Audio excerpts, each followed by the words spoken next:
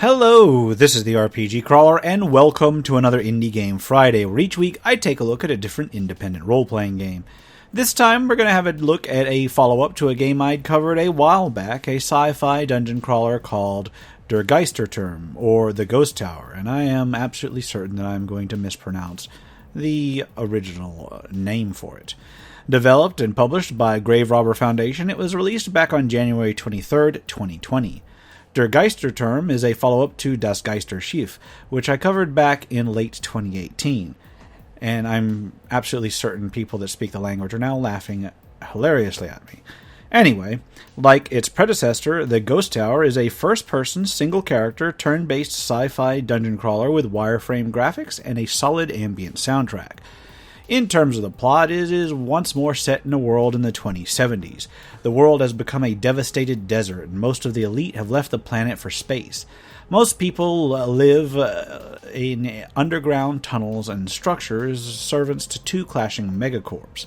You play the pilot of a robot suit who has just awakened from a prior life. Apparently when they die, they get brought back. You are now tasked to travel up through a 10-level tower as a sort of test. Along the way, you may discover clues as to your past. Once you start a new game, you are dumped directly into a tutorial level, but the game basically starts at that point. The main interface shows what you can see in a wireframe structure, and there are 5 main sub-windows visible. A mini-map is in the upper right, and the direction you are facing is listed at the top of the screen. Along the bottom, there are basic stats listed in the lower left, and your weapon stats and combat stances in the lower right. To the top left is a context-sensitive menu that tells you what actions you can select on your turn. You can also move in a step-based manner in the 4 cardinal directions, just like most other step-based dungeon crawlers.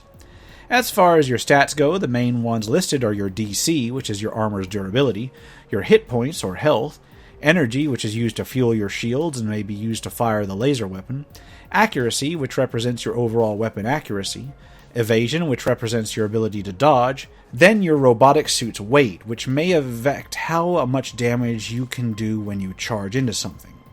Weapon stats show the identity of the weapon currently readied, how much ammunition is currently loaded, and how many spare magazines you have for that weapon, what fire mode it's on, what your response to charge attacks will be, what combat stance you are in, as well as what keycard access level you have. There are a few hidden stats as well, accessible through the unit setup and status report menu.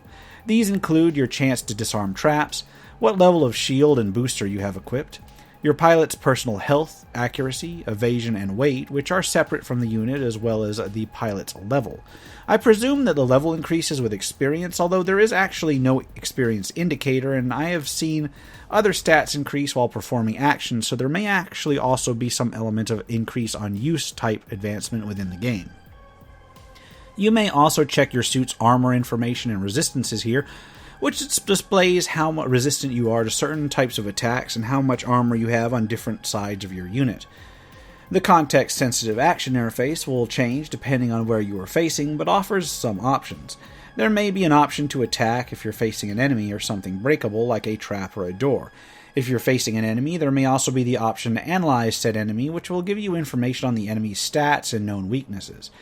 Interact is presented as an option if you have something that you can interact with before you, like a door, a terminal, or even a trap that you can interact with to disarm. Shield either activates or deactivates your shields, which can reduce damage but consumes energy with every turn spent that way. Unit setup allows you to view the aforementioned status report, but also to switch weapons, pick a combat stance, and a ram attack response.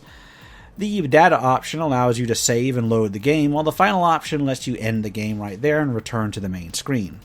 There are a few weapons in the game, and your suit starts out equipped with all of them, but they are limited on ammunition, which must be found within the game proper. You may also find upgrades for particular weapons laying around, which are automatically installed. Each weapon has a different damage and damage type, different modes of fire that may consume different amounts of ammunition, and are more or less effective at certain ranges. Switching a weapon takes a turn, but may be your best bet for facing certain enemies. When you run out of or are low on ammunition, you must reload your weapon, which discards any remaining ammunition that you have in your current magazine, takes one from your stack, and then reloads it. You may also attack by ramming into an enemy, which does damage based on your weight, but also damages you. Some weapons offer different movement options in certain modes of fire, usually the ability to approach or retreat, although a number of weapons simply allow you to stay in place. Approaching or retreating is done before you fire, and approaching an enemy who is adjacent to you will actually execute a ram attack before you even fire, which can be useful to preserve ammunition, but is less useful if you're actually low on health. As you proceed through the game, you may also pick up various items on the floor. All items are either used immediately or added to your stock in the case of ammunition. Access cards grant you access through locked doors and terminals, as well as all locked doors and terminals of a later letter. Ammunition is added to the appropriate weapon's ammo. Batteries, armor, and medkits restore energy, DC, and hit points respectively. As you boost your DC, you can also boost your max DC, which can be useful because there are repair stations in the game. Using a repair station recharges your suit, restores your hit points and your DC, but shaves a little bit off of the maximum DC each time you do it. This prevents you from just sitting near one and repeatedly using it, since eventually your maximum DC will be rendered rather low. Combat plays a fair part of this game, as can be expected, but is oddly enough something you'll probably want to avoid when you can. There are a few combats that you do have to deal with, and some can seemingly spawn randomly in certain areas and are easy enough to deal with without stressing yourself.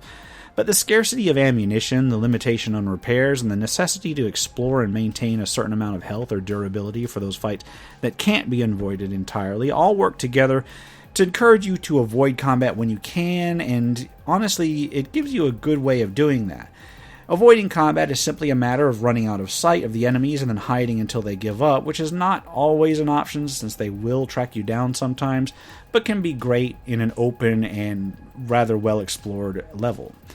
The floors themselves can be somewhat complex, with elevators linking floors on multiple levels and in multiple points. This can result in a need to revisit certain floors for additional loot or to solve puzzles, which mostly consist of deactivating certain barriers or finding the right keycard. I personally didn't find the doubling back and forth as aggravating as I might have in some dungeon crawlers, but there was always a certain tension due to wanting to avoid the unnecessary combats I could while exploring. The combat system itself can be quite challenging.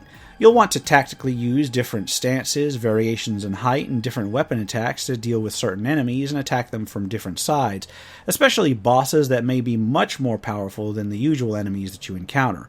It seems to expand upon the systems presented in Das Geisterturm, and I think that it walks the line between tactically challenging and too difficult just right for me. As far as interface and graphics go, they're both minimal. You'll have to get used to the keyboard-only controls, and although there are a few options on how to handle them, it does take a bit to learn. The wireframe graphics are done well enough and lack the migraine-inducing colors and effects that I encountered in the predecessor, so there is that. If you're not a fan of that sort of presentation, though, it's not going to sway you. The music is pretty good, suitably atmospheric, and just unintrusive enough that it can actually loop for some time before I personally got tired of it. If you enjoy the soundtrack, you can actually pick it up in addition to the game. All in all, Der Geisterturm is a solid entry that expands and improves upon the lore and gameplay of its predecessor. It offers a different take on sci-fi dungeon crawling than I've seen in other games, and has an almost survival horror feel to it in terms of trying to avoid wasting ammunition and putting a premium on fleeing and hiding from unnecessary fights. I did enjoy the Ghost Tower notably more than the Ghost Ship, although I will only recommend it for sci-fi dungeon crawler enthusiasts with a fair degree of patience.